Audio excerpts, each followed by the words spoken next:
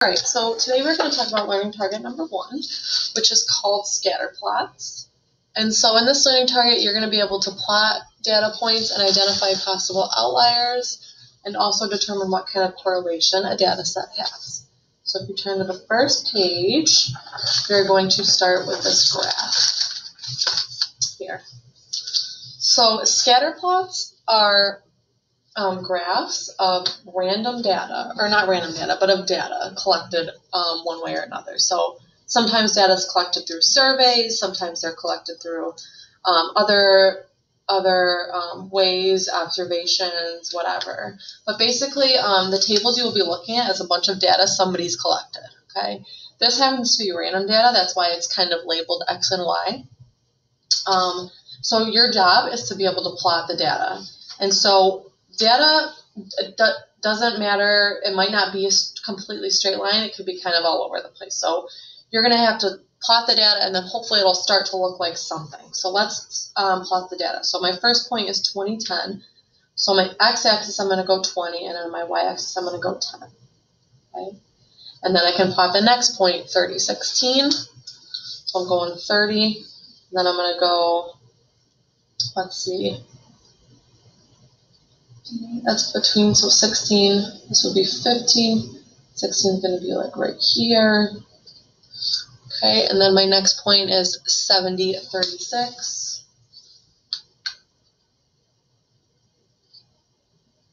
So, and you might want to like check off as you go.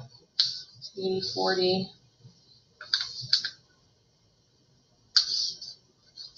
70, 12. 10, 7.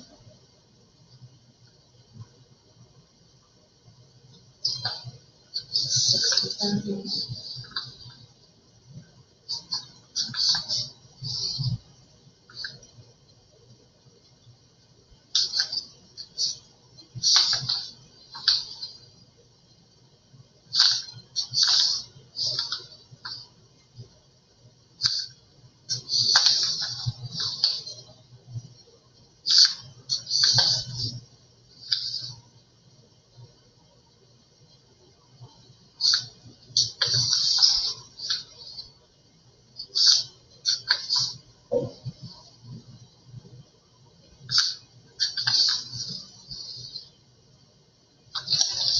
All right, so I just finished plotting all of my data points.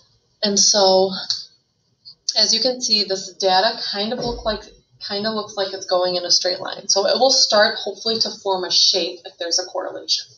So the last thing I want to do with my scatter plot is label my axes. So this X is my x-axis, and this is my y-axis. So if these had labels like people and I don't know, a number of times they jumped, that would be what you label the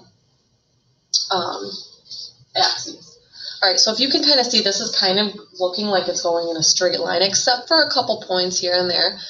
So we can pretty much call this like a linear association. So when we talk about association, we can think about if it's linear, that would look like a line. Sorry, linear would look like a line.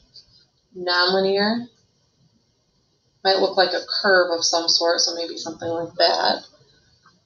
Strong association would be like the points look like something.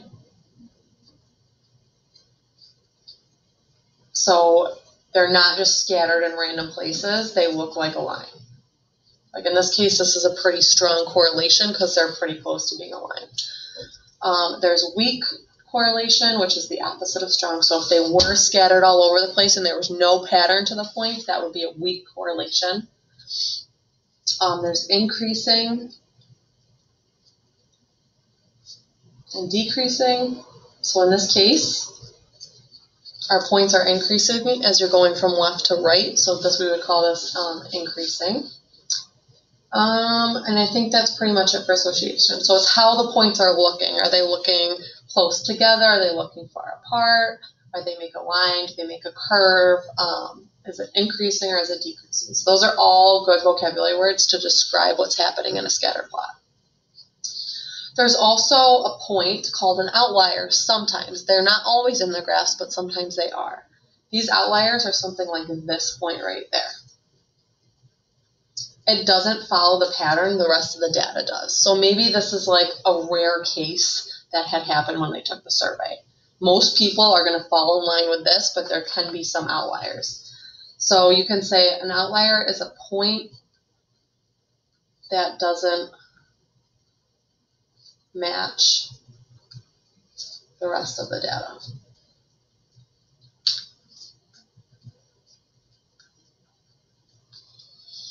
Okay, so throughout this learning target, you're going to be looking at what kind of association this scatter plot has, and then if there's any outliers. There might not be, but you should be able to notice them when you're looking at a scatter plot. So the rest of this learning target is just practice with scatter plots.